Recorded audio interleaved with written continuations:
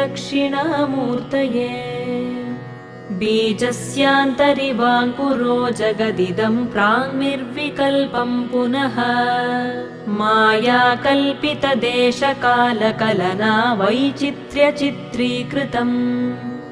मायावीव विजृम्भयत्यपि महायोगी वयस्वेच्छया तस्मै श्रीगुरुमूर्तये नम इदं श्रीदक्षिणामूर्तये। तस्मै श्रीगुरुमूर्तये नम इदं श्रीदक्षिणामूर्तये। यस्यैव स्फुरणं सदात्मकमसत्कल्पार्थकं भासते साक्षात् तत्त्वमसीति वेदवचसा यो बोधयत्याश्रितान्। यत्साक्षात्करणाद् भवेन्न पुनरावृत्तिर्भवाम्भोनिधौ